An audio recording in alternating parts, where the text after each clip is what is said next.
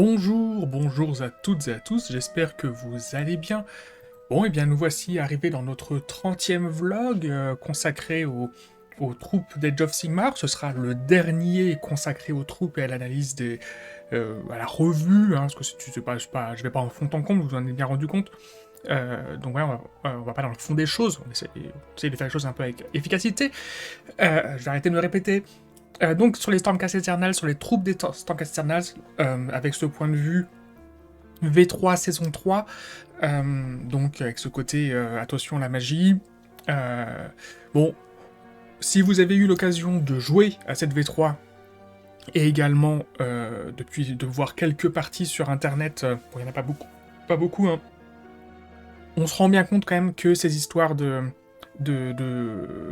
jets de dés, bon, bah comme c'est sur du 4+, on lance chacun un dé par tour.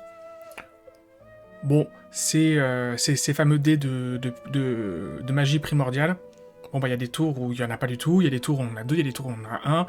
C'est quand même assez... Il y a une partie d'aléatoire qui est non négligeable, qui fait une partie du sel et de l'équilibrage, mine de rien.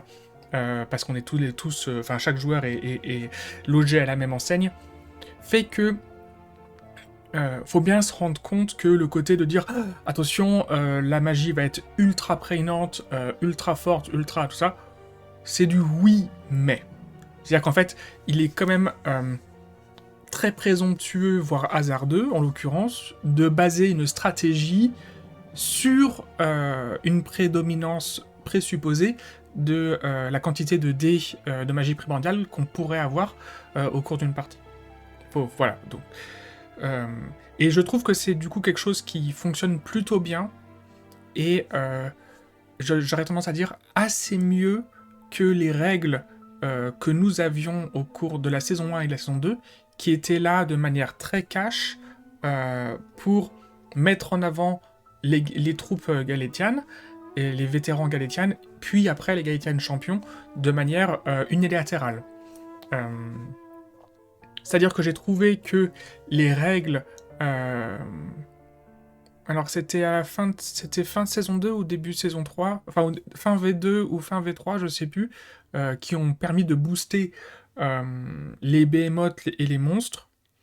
Et bien là c'était quelque chose qui était d'un point de vue règle générique, quelque chose de cohérent, parce que il y avait, et je pense qu'il y a toujours un petit peu un certain défaut de puissance et de mise en valeur de certaines de ces unités sur le champ de bataille, ce qui n'était pas nécessairement le cas du concept des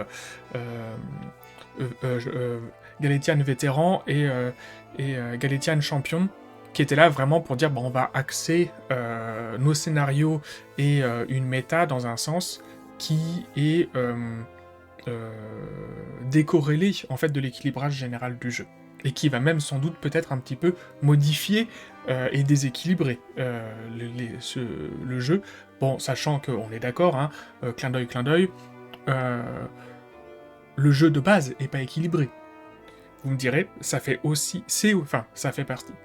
C'est aussi ce qui fait la méta des jeux de wargame en général. Le fait de s'adapter aux différentes mises en valeur de certains codex, Battle Tome, livres d'armée, etc. Et ça pour tous les jeux de wargame, pas que Game Workshop. Bon, plus sérieusement, on revient donc sur nos troupes d'Age of Sigmar, nos Stormcast Eternals, je vais pas recommencer là-dessus.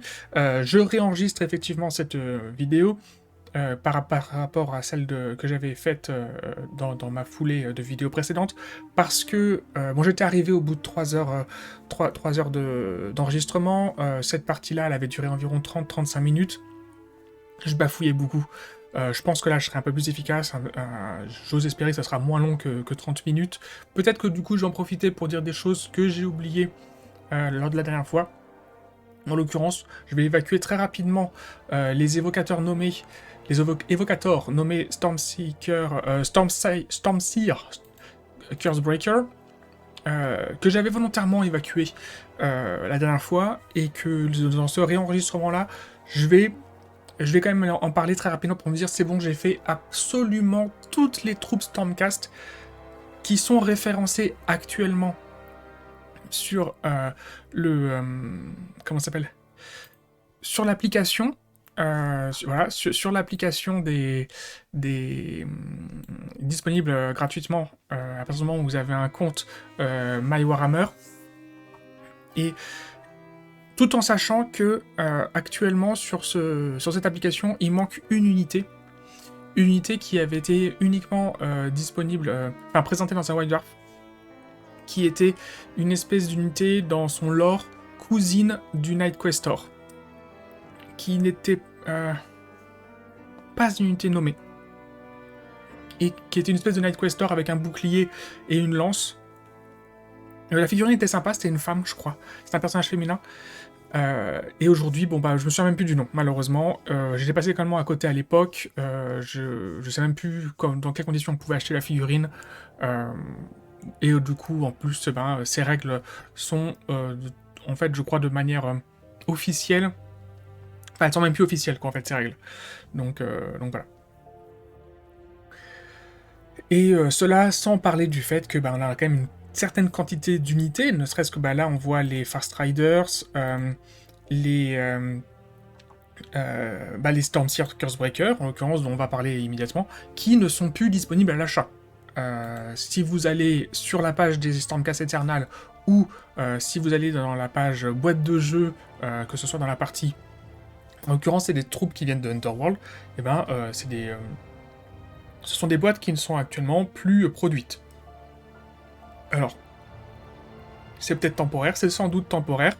Le jeu Underworld a un système de saison qui, je crois, tourne tous les 6 mois. Donc forcément, là on est en train de parler de 3 boîtes, que ce soit les Fast Riders, les champions de Séverine, qui étaient l'équivalent des Libérateurs nommés, et là ensuite les Stormseer Cursebreaker, qui sont sortis. On parle de boîtes qui sont sorties il y a 4-5 ans. Donc voilà. Alors peut-être 3 ans pour les Stormseer Cursebreaker, et encore peut-être même 4. Enfin bon bref, vous m'avez compris. Donc, pour le coup, j'ai pas de visuel autre que celui de l'application à vous présenter en ce qui concerne les Stormseer Cursebreaker. Les Stormseer Cursebreaker, pourquoi on les aime pas malheureusement? On les aime pas parce qu'en fait, ce sont des évocateurs qui n'ont rien, absolument rien de spécial. Donc ils sont à 210 points avec Stormseer. Où est-ce qu'il est? Où est-ce qu'il est? Ce vilain. Averon Stormseer, il est là. Et alors, Averon Stormseer, c'est juste un Knight Incantor. Il a rien de spécial. Il a juste un sort différent que de Knight Incantor de base. Et en fait, il a, je vous l'ai dit dans le vlog, je crois, 26 ou 27. Là, on est dans le vlog 30.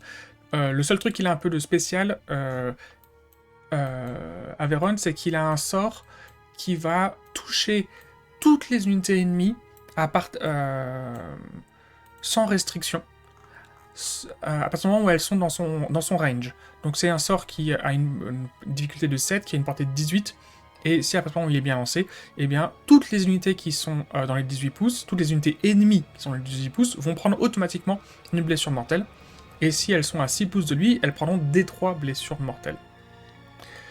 Ce qui pourrait être intéressant. Je pense, si c'était pas un personnage nommé et qu'on pouvait en avoir plusieurs. Et à ce moment-là, s'amuser à avoir 2-3 Averon Stormseer et s'assurer de shooter de manière équitable toutes les troupes dans cet arc de 18 pouces, et du coup faire une espèce de volée. Voilà, je sais que je vais mettre un coup de serpe dans absolument toutes les troupes ennemies. Ça pourrait vraiment, je dis bien, je suis très très au conditionnel, quelque chose amusant au moins à tester. Bon là il se trouve que c'est sur un personnage nommé, donc ça n'a que très très peu d'intérêt. Lui-même, Averon Stormseer, il a donc 5 sauvegarde 5+, 3+ de sauvegarde, donc je crois qu'il est vraiment en plus sur l'exact équivalent en termes de caractéristiques. 3 attaques 6, 3 attaques... non, 4... Oui, c'est ça, 3 attaques 6. Donc il n'y a rien de spécial. Il n'y a rien de spécial. La différence, c'est que lui, son sort, il fait des dégâts, alors que le sort de base du Knight Incantor, lui, il fait pas des dégâts, lui, il fait un petit boost. C'est un sort de buff. Un sort de buff ou de debuff. Bon, peu importe. Sachant que, comme on a vu plus tôt, les Stormcast, eh ben, on est plutôt a priori satisfait qu'ils aient des sorts qui boostent ou qui buffent ou débuffent nos troupes ou les troupes ennemies, puisqu'on a déjà des troupes, nous, en tant que Stormcast, qui punch de base très forte, donc on est content de fiabiliser ce punch. Donc le problème, c'est que nous avons donc nos deux Stormseer Cursebreaker, et que ces deux Stormseer Cursebreaker, eh ben, ils sont... ils sont ici. Et ben en fait, ce sont exactement des évocators. Donc en fait, disons-nous que Averron Stormseer, à peu de choses près, il vaut 120 points, parce qu'il a aussi le petit parchemin d'anti-magie, comme le Knight Incantor de base. Et donc, voilà. Donc, c'est-à-dire qu'en fait, 120 points, 210 points, on a 90 points. Bah, 90 points, je suis désolé, ça vaut pas deux évocators, tout simplement. Et ce sont véritablement deux évocators. Ils ont les mêmes caractéristiques que les évocators à pied. Donc, j'ai envie de dire, fort heureusement, ils sont équipés du template d'armes le plus efficace, mais ils ont absolument rien de particulier. Ils ont exactement les mêmes règles que les évocators lambda. Donc en fait, alors vous allez me dire peut-être que 220 divisé par 5, finalement, en fait, on se retrouve avec un équilibrage à 90 points de deux évocators, ce qui est possible.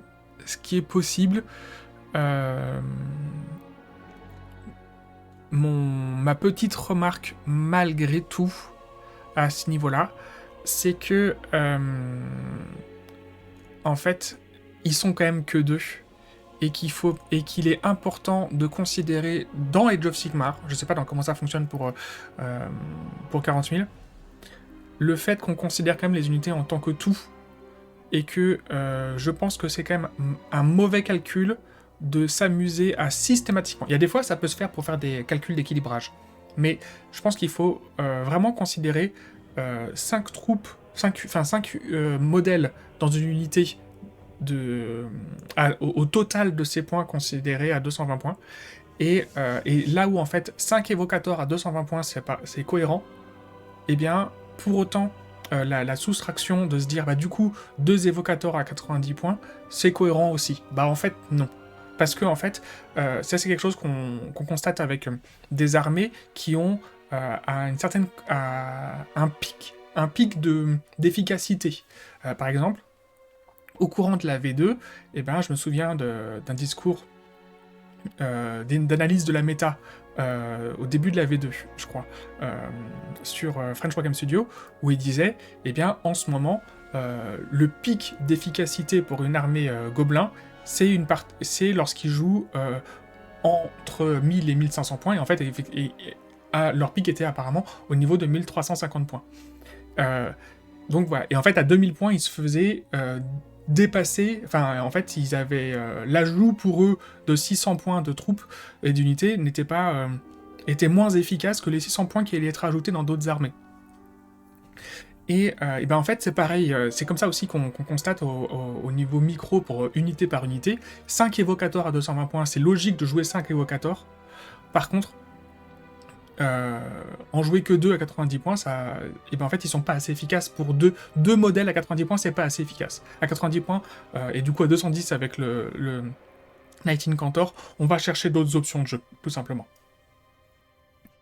Donc malheureusement, et ben aujourd'hui, ce personnage nommé n'est pas joué, et les deux évocateurs qui l'accompagnent sont pas suffisants pour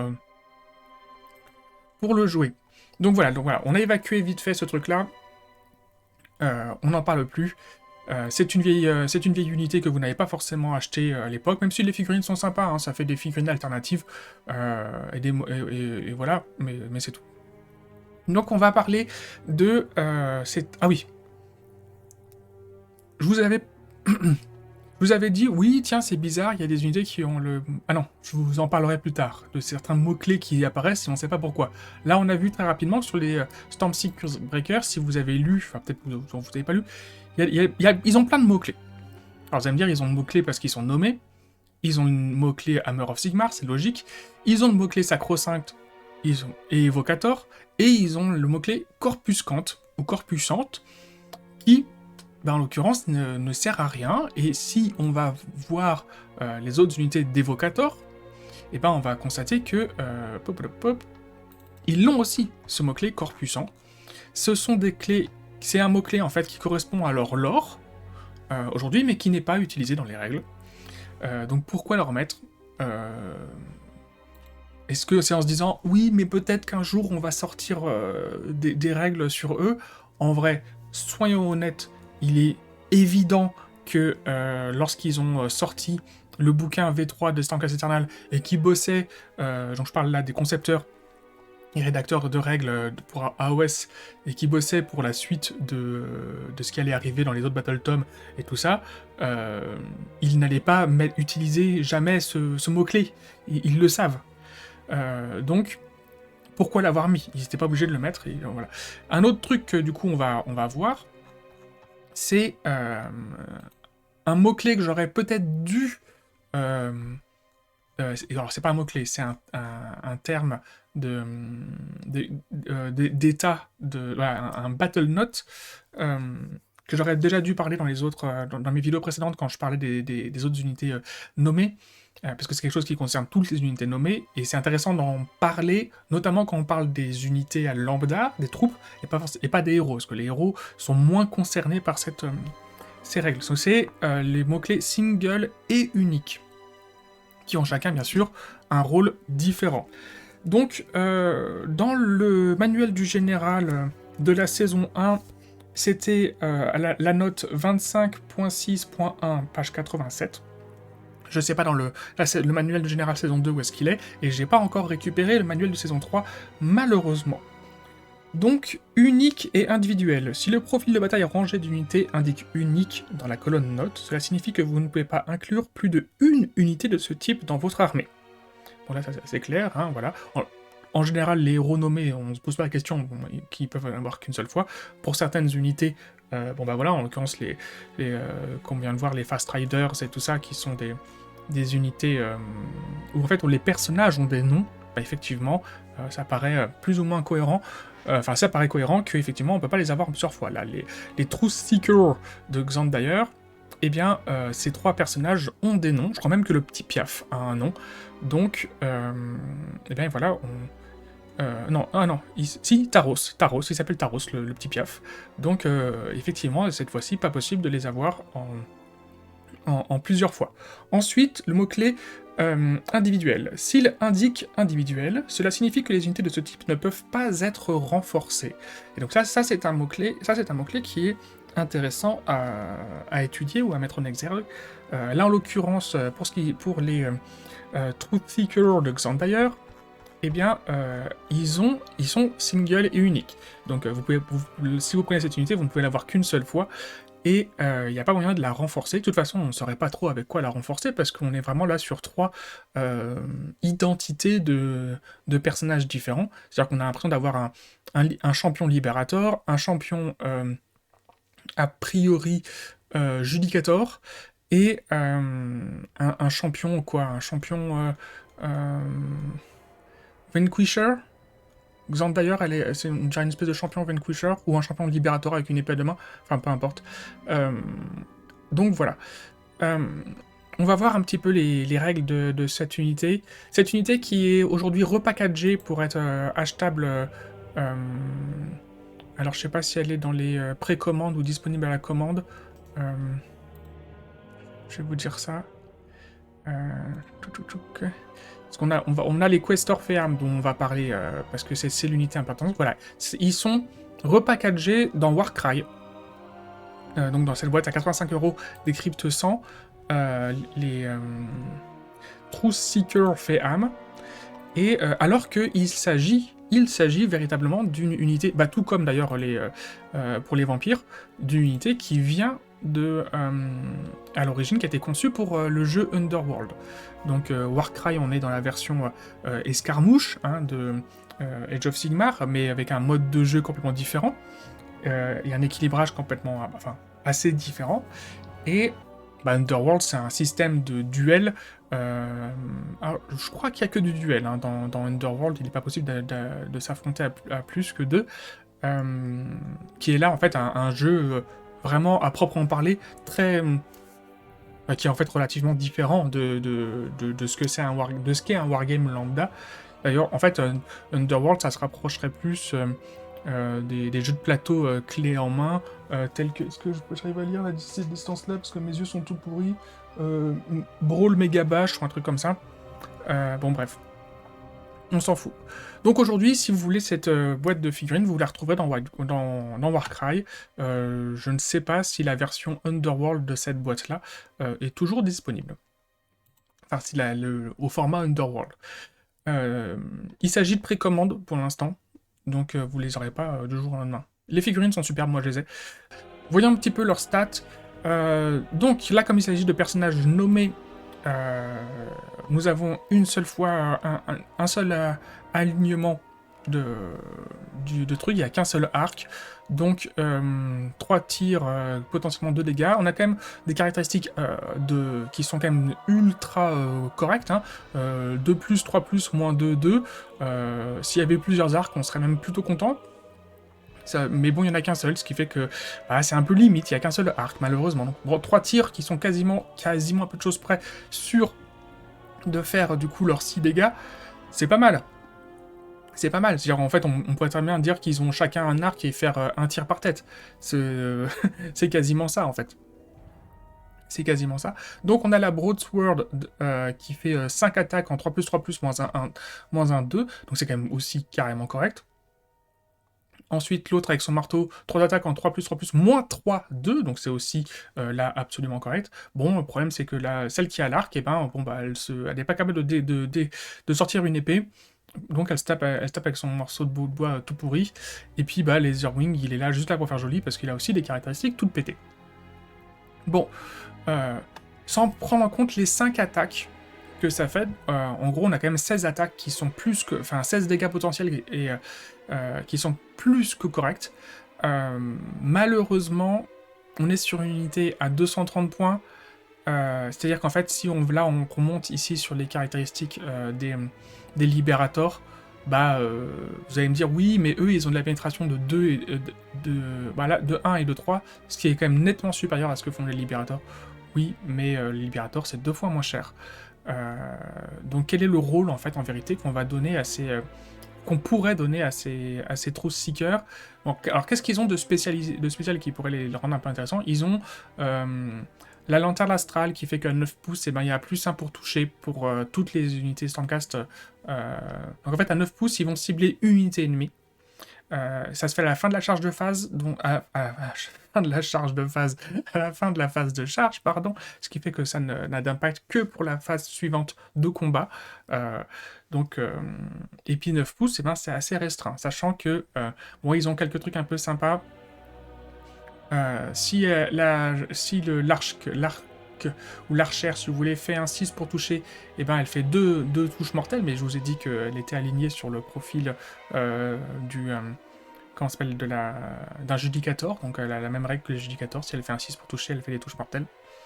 Et la Kinetic Lodestone, c'est si l'ennemi a fini un mouvement de charge à 3 pouces de cette unité, en gros, on jette un dé, et sur un 3+, l'unité prend des 3 dégâts mortels, et si par contre c'est de la cavalerie, il y a une monture, ou si c'est un monstre, c'est 3 mortels cash, et pas des 3. Bon, c'est sympa sans l'être, c'est-à-dire que pour moi, de mon point de vue, c'est le genre de règle en fait qu'il devrait y avoir chez... En fait, je préférais que cette règle-là exactement, elle soit chez les Libérators en général, et qu'ils aient pas le truc de on fiche des mortels si on est sur un objectif dans telles conditions. Je préférais quelque chose de plus fréquent et plus logique que le fait de... Bon, vous me direz... Non, les mortels, j'aime pas ça, c'est chiant. On peut trouver autre chose encore pour rendre les Libérators plus stylés. en tant qu'unité de tanking. Le problème, en fait, le gros problème du coup des Truth Seekers, c'est qu'ils sont à 230 points aujourd'hui, et qu'ils n'ont pas de rôle, de vrai rôle tactique sur le champ de bataille.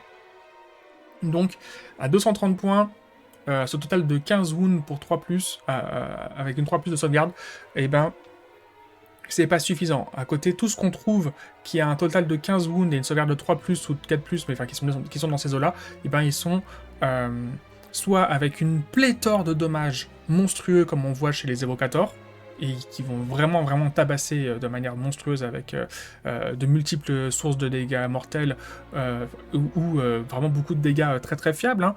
C'est-à-dire qu'en fait, à 10 points près, quand on voit les 5 évocators qui sont donc 10 points moins chers, vous allez me dire, c'est de la sauvegarde de 4+, ouais, mais à côté, c'est 26 dégâts, enfin 26 attaques pour 26 dégâts potentiels, qui sont beaucoup plus fiables que 13 attaques pour 21, enfin, il y a moins d'explosivité, et puis c'est 5 bonhommes, donc ça occupe mieux le terrain, etc. Bref. Donc malheureusement, je ne sauve pas les Truth Seekers, malgré le fait que à 230 points, ils pourraient sembler suffisamment tanky en équivalence avec ce qu'on trouve pour d'autres unités. Je trouve qu'il leur manque un tout petit peu de peps au corps à corps. Un truc tout bête, en fait. Je pense que si uniquement elle se battait pas avec son arc au corps à corps, et qu'elle avait du 3+, 2 attaques en 3+, 3+, -1, 1, et ben je me montrerais peut-être un peu plus nuancé sur le fait de dire je les joue pas. Enfin, faut quand même se rendre compte qu'on a affaire avec des troupes surentraînées, qui sont les Stormcast Eternal. À quel moment l'archer est pas capable de sortir son épée, comme le font nos fameux Vigilors. Et même d'ailleurs, il me semble que les évocators sont pas considérés comme se battant avec leur arc au corps à corps. On va vérifier très rapidement. Corps à corps. Ils ont un Gladius. Donc en fait, la meuf, elle tape moins fort que son équivalent générique au corps à corps. C'est un peu triste. Donc aujourd'hui, les Truth Seekers, il y a sans doute un petit retravail à faire sur un peu le rôle et du piaf qui sert véritablement à rien, et du reste, sachant que le piaf n'existe pas en fait à proprement parler. Il n'a pas d'HP et quoi que ce soit. Je sais plus donc. Ou sinon, c'est-à-dire qu'ils ont 20 HP compagnon. C'est ça, il est considéré comme un compagnon, donc c'est ça. Donc quand la meuf avec son épée meurt, et ben le piaf meurt. Donc voilà. Donc malheureusement, voilà, j'arrête de me répéter. Ces trois modèles, ces jolies figurines, pour l'instant, vous ne les jouerez pas en tant que tels. Après, ça fait de superbes champions pour vos autres unités. Ensuite vient le Domitan Stormcoven, et donc, bon ça je vous l'ai déjà dit, c'est la nouvelle unité d'une chambre Velidector ou Validector, qui n'est aujourd'hui pas encore utilisée, qui est que très peu présente dans le lore, parce qu'en fait la chambre Validector, c'est la chambre qui est dirigée, si je ne dis pas de bêtises, par les Lords Véritants, je crois, ou les Lords Relictors. Je crois qu'il y a un truc bizarre en fait en termes de dans le lore, il y a un mauvais copier-coller, des trucs où d'un coup on dit que c'est les Lords Véritants qui sont à la tête de cette chambre-là, après on dit que c'est les Lords Relictors, et après on dit que les Lords Relictors ils dirigent les paladins, qui n'est pas vraiment une chambre, etc. Bon bref. Mais je crois que ce sont bien les Lords Véritants qui dirigent la chambre Validector ou Velidector, ici. Donc où est-ce qu'ils sont, les Domitan Stormcoven? Donc je vous ai déjà dit que personnellement je trouvais qu'ils étaient 25 points trop chers.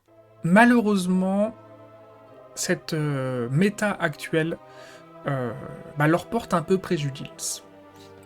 Alors, que dire? Déjà, 275 points, on a 12 wounds pour une sauvegarde de 3+, c'est pas fou.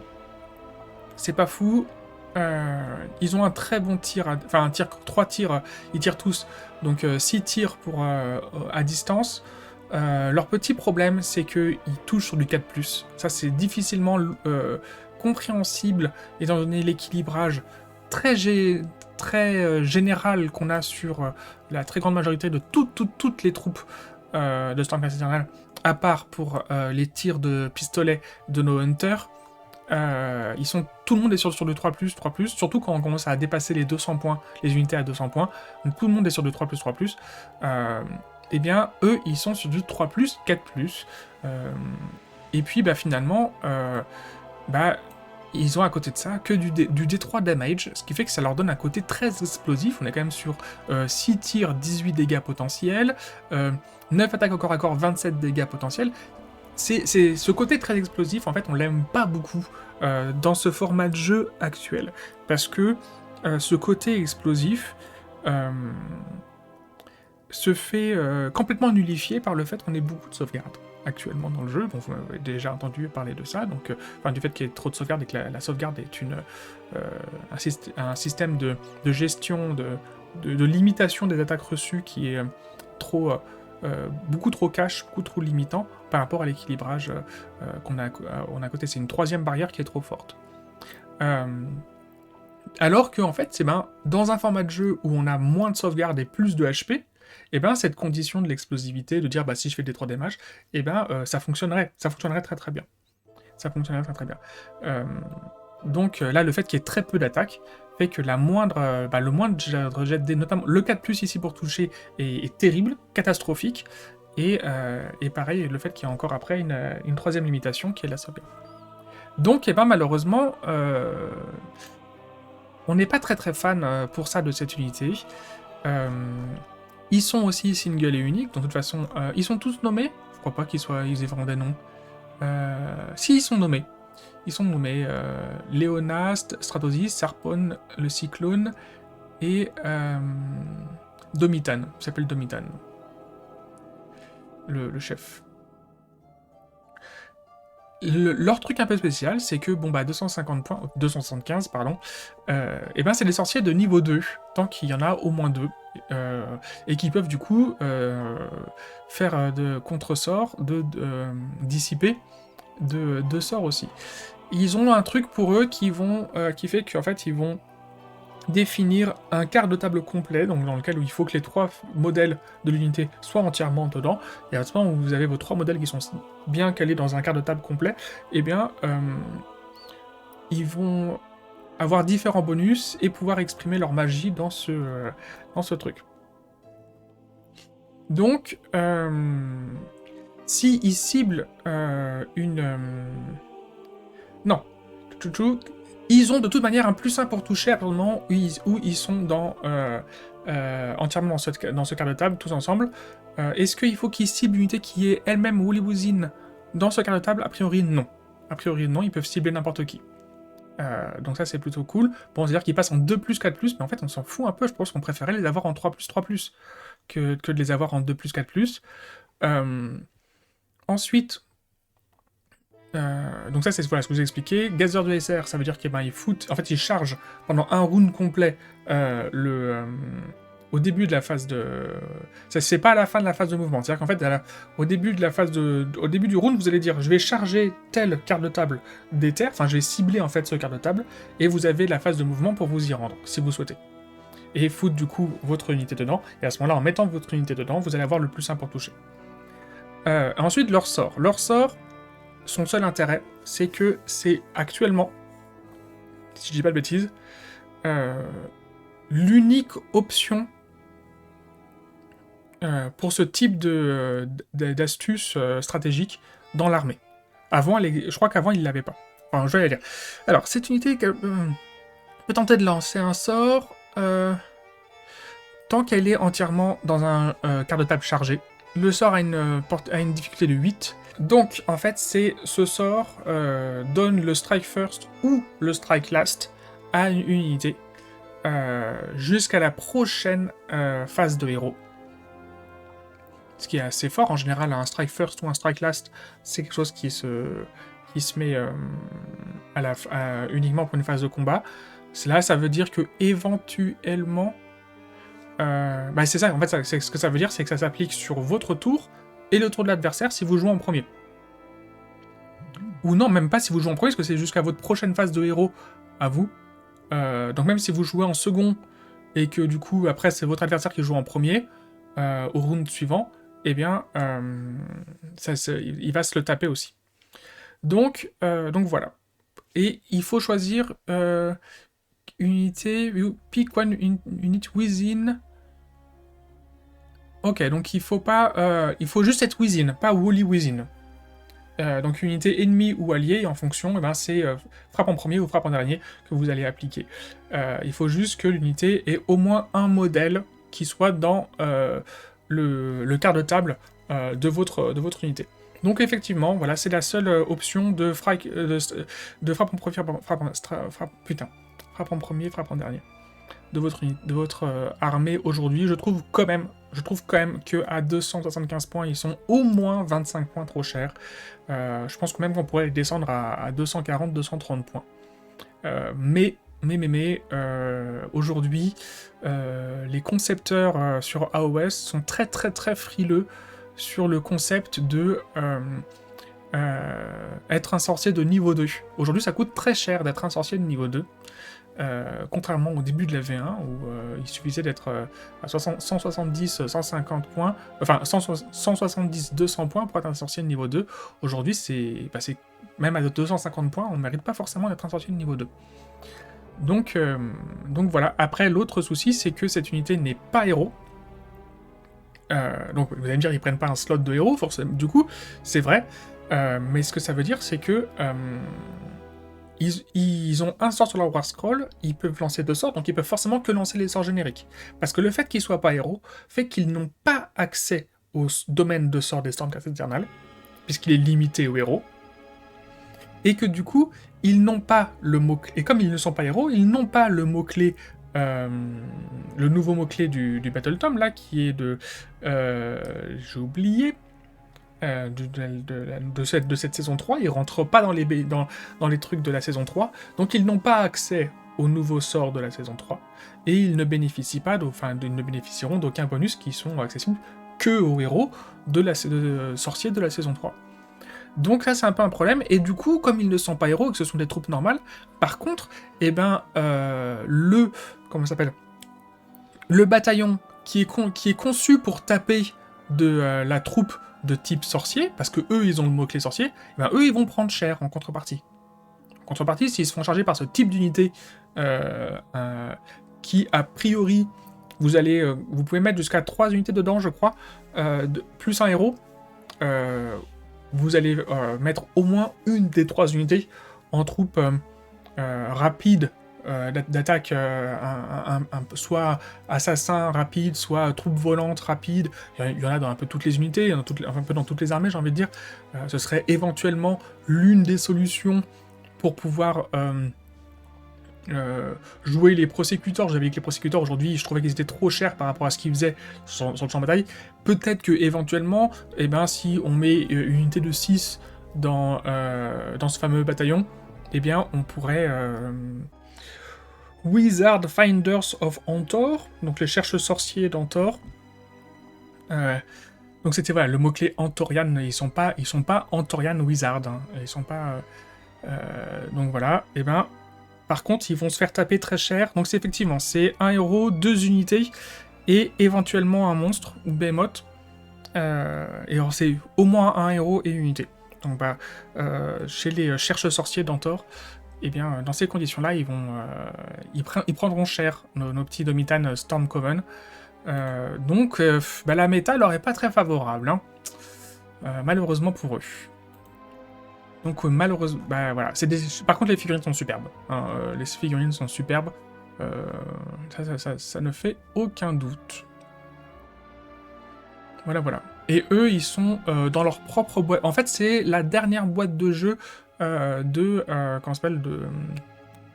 d'Underworld. Voilà, qui est à, je crois, 80 balles. Voilà. C'est-à-dire que si on va... boîte de jeu...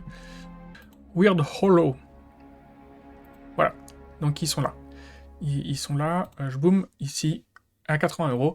Et vous avez, de l'autre côté, ces superbes figurines pour Tsench, qui n'ont de superbes, malheureusement, que leur esthétique, parce que leurs règles sont pas très intéressantes, malheureusement.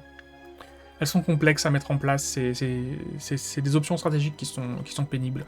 On en parlera très certainement dans des vlogs à venir que je consacrerai à Tsench. Voilà. Bon. Donc voilà, conclusion de Metal Store Common, et ben jolie figurine, truc à peindre sympa et à monter sympa, mais à côté de ça, toujours pas jouable comme les Xandire True Sticker, je pense. Ou très difficilement jouable. Je dis pas que vous les rentabiliserez pas et qu'ils seront pas efficaces. Je dis juste que ce sera... C'est une complexité que vous n'êtes pas obligé de vous infliger quand vous êtes en train de concevoir votre armée. Donc voilà. Ensuite viennent les Questors Soulsworn. Alors les Questors Féam, qui sont également en précommande, alors à 45 € l'unité. Des figurines super sympas. Ce sont l'équivalent des... Comment ça s'appelle dans Warhammer 40 000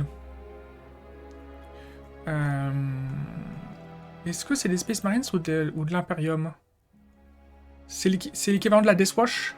Ouais, c'est l'équivalent de la Deathwatch. C'est entre guillemets l'équivalent de la Deathwatch. Si je dis pas de bêtises, la Deathwatch, c'est une unité qui est spécialisée dans le massacrage de démons ou de Xenos. Je crois de Xenos, puisque les démons c'est les chevaliers gris. Donc je crois que c'est une unité, la Deathwatch est une unité qui est spécialisée dans le flingage de Xenos. Eh bien, je sais pas pourquoi, en quoi ils sont spécialisés, mais en gros l'idée c'est effectivement de dire ils viennent de n'importe quel Stormhost, et donc host de l'orage, et ils sont rassemblés sous oh là là, l'horreur de ma prononciation. Ils sont rassemblés donc dans des armures qui sont donc pas dépareillées pour le coup, mais au contraire unifiées avec des armements spéciaux pour taper sur la tronche, je sais pas de quoi. Donc a priori, voilà, ils ont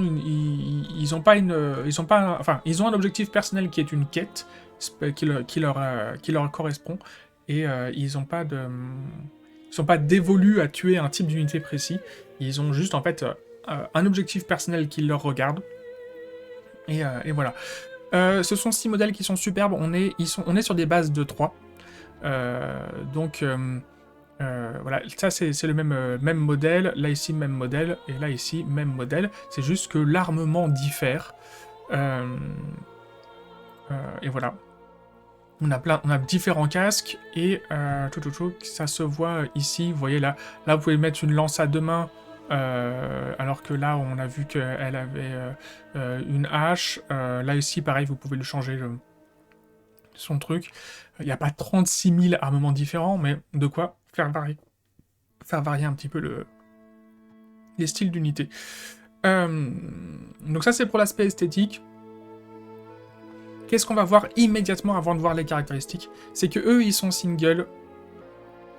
Donc ce que ça veut dire, c'est que cette unité ne peut pas être renforcée, par contre vous pouvez en avoir plusieurs dans votre armée. Et on va voir que c'est éventuellement l'option de jeu qui nous intéresserait. Parce que, au niveau de ces règles. Bon, déjà, donc 230 points, un score de wound de 18 et sur de 3+, là on est sur, au niveau tanking, quelque chose de cohérent par rapport à ce qu'on a vu par le passé. Donc à ce niveau-là, 230 points pour 18 wounds sur de 3+, ça nous convient. On est d'accord. Ensuite, quelle que soit la tronche de leur armement et de l'esthétisme, ils fonctionnent tous pareil. Donc là aussi, à ce niveau-là, on est content. On n'est pas dans les trucs relous de la V1 où on avait 2-3 types d'armements différents dans la même unité. C'était chiant. Là, on est vraiment dans un point de vue, comment ça s'appelle, V3, où voilà, on a entre 1 et 2 options d'armement dans une même unité. Et comme ça, c'est clair, on se prend pas trop la tête. Et donc là, ça c'est cool. Ils ont tous le même armement. 3 attaques en 3+, pénétration de 1, dégâts 2, on est même sur un format plutôt bon pour les Stormcast, parce qu'en général on va se retrouver plutôt sur quelque chose de 2 attaques en 3+, moins 1, 1, pénétration de 1, dégâts 1, là on est, voilà, 3 attaques, dommage 2, donc on est dans l'option supérieure, dans l'option élite des Stormcast, qui sont effectivement sur du 3 attaques, dommage 2. Le petit truc qu'on regarde aussi, c'est qu'ils ont une portée de 2. Finalement, des unités qui ont une portée de 2, chez les Stormcast, il n'y en a pas beaucoup. En général, c'est que de la portée de 1, et on a quelques gars qui ont soit des javelines, soit nos Vindictors, et puis soit nos Paladins Protectors, qui eux ont carrément une portée de 3, sinon c'est voilà, quelques-uns que j'ai cités juste avant, une portée de 2, sur une arme précise, parce que quand on a un javelot, on n'a pas forcément, enfin à côté on a des montures, des trucs comme ça qui sont à portée de 1, donc eux, et ben, quelle que soit la versatilité l'esthétique que vous leur choisissez avec leur armement, ils ont une portée de 2. Ah oui, si, tous les paladins ont une portée de 2 de base aussi, il me semble. Bon, bref, peu importe. Ensuite, qu'est-ce qu'on peut dire? On peut dire qu'ils ont un champion. Alors, même s'ils ont tous des gueules de champion avec des jolies épaulettes, eh ben, il y en a un, vous lui mettrez la petite houppette, le petit casque avec la houppette, et ce sera lui, votre champion. Et ce champion, eh ben, il aura plus une attaque, donc on est quand même sur quelque chose de bien. Dire, on est sur 3 x 6, 18, 19 attaques du coup. Est-ce que c'est bien ça que j'ai noté? 19 attaques, effectivement, on est là. 19 attaques pour 38 dégâts, parce que du coup, eh ben, 2 damage possible. Voilà. Et on a vu qu'ils avaient un bonhomme qui avait un casque un peu spécial. Il est ici. Ce monsieur, c'est donc un Soulsworn Knight Relictor. Donc ça veut dire qu'on a un chevalier Relictor qui est avec nous. Les chevaliers Relictor sont donc les apprentis futurs Lord Relictor. Dans nos versions actuelles, ce sont des personnages qui, ici, en fait, sont des prêtres, mais qui ne disposent pas de prières sur leur War Scroll. Ils ont une petite aptitude qui leur permet de contrer éventuellement de manière peu... Enfin, sur des trucs assez contraignants, une prière adverse, si ça affecte une de nos troupes, en fait. Donc ça contre pas toutes les prières adverses. Et donc ce mec-là, et ben du coup, là ça va être différent. On n'a pas le mot-clé prêtre dans nos trucs. Donc notre personnage là ici ne va pas pouvoir lancer de prière. Il n'a pas accès au domaine de prière des Stormcast. D'ailleurs, il n'est pas héros non plus, donc il n'a pas accès au domaine de prière des Stormcast. Par contre, du coup, il a une prière personnelle. Donc voilà, une fois par bataille, du coup sur son War Scroll, à la phase des héros, et ben il va pouvoir en fait prendre l'unité complète et la téléporter n'importe où sur le champ de bataille tant qu'elle est à plus de 9 pouces d'unité ennemie, et on va pas pouvoir se déplacer. On pourra faire un mouvement de charge, bien entendu, mais on pourra pas. Mais c'est le truc lambda, donc à 9 pouces de l'ennemi. L'intérêt, c'est qu'on n'est pas limité à se mettre sur un bord de table, on peut se mettre n'importe où. Il n'y a pas de restriction pour se mettre par rapport à un objectif ou par rapport à un élément de décor. Voilà. La seule restriction, c'est de pas être, c'est de ne pas rentrer dans les 9 pouces d'unité ennemie et de ne pas pouvoir se déplacer à la phase de mouvement adverse. Donc ça, c'est... on a une unité qui a, une fois par bataille, une auto-téléportation. Alors vous allez me dire, il y a plein d'unités, on pense tous aux Sylvanettes qui ont des unités qui, elles, peuvent le faire à chacune de ces phases de mouvement, faire ça. C'est vrai, ils ont un truc qui peuvent le faire à chaque tour, à chaque round. Ils tapent pas pareil, et ils tankent pas pareil. Donc, on a le penchant ultra cogneur, ultra tanky chez les Stormcast, et puis de l'autre côté, on a le penchant ultra mobile chez les Sylvanettes, si vous voulez. Voilà, on a une option de stratégie avec cette unité-là. Et puis l'autre truc qui est pour eux, c'est qu'ils sont 6, et ils sont que 6, parce que du coup ils sont single, vous ne pouvez pas les renforcer. Mais sur un objectif... sur un objectif qui est entièrement en dehors de votre territoire, attention. Et ben, ces 6 comptent pour 18, parce qu'ils vont compter pour 3.